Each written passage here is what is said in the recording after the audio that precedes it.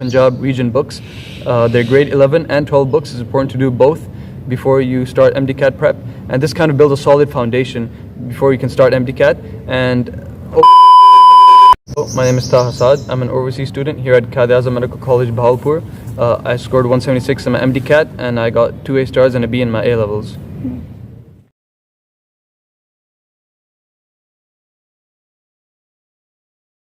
So for my MDCAT journey, for us overseas students, it's important that we started our medical prep as soon as possible for the MDCAT. So this is in order to get a bit more exposure, a bit more experience with the Pakistani curriculum and get adjusted to it as soon as possible so we can start building our MDCAT knowledge. And for this, I suggest starting like approximately a year before, when you're in the final year of high school, wherever you are, and start getting familiar with the books like the FSC Federal or Punjab region books. They're grade 11 and 12 books. It's important to do both before you start MDCAT prep, and this kind of builds a solid foundation before you can start MDCAT. And overall, I'll also suggest joining an academy. That's very important. A physical one is superior to joining an online one, although people say that an online one doesn't make a difference, but I think it's very important. The output and the feedback and the exposure you get from a physical campus and the teachers and the hints, the tricks, the high yield questions they provide, it's vital for your understanding. Especially because an overseas student, like a local might pull it off, but for overseas it's very important that you join a physical academy. I joined a KIPS campus in Rawalpindi, staying with my family for approximately 2 months, and I think that builds a really good kind of base for your knowledge. And as well as that, the academy, these campuses provide you with books and past paper questions for all subjects like biology, chemistry, physics, but also things for like logical reasoning and specific teachers for this as well, which is important for those extra marks that you get.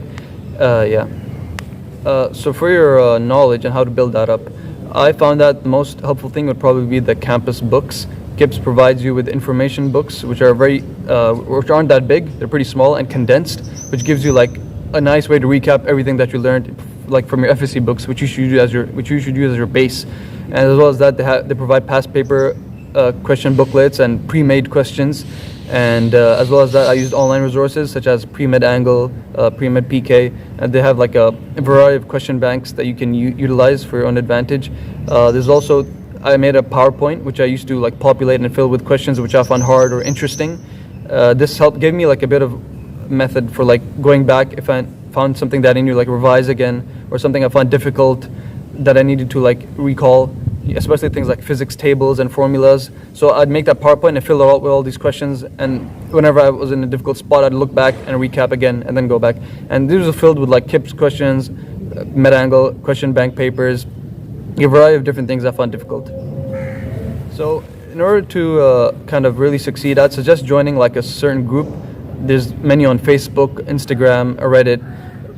It's important that you kind of get familiar with other overseas students, and so you can support each other, give each other questions, feedback, tips and tricks, what you find helpful or not. As well as that, sometimes there's students who've already gone into university. These seniors can provide you with extra information and guidelines that you'll find very helpful. This can also be like WhatsApp group that you make with your friends, other people who are overseas students. And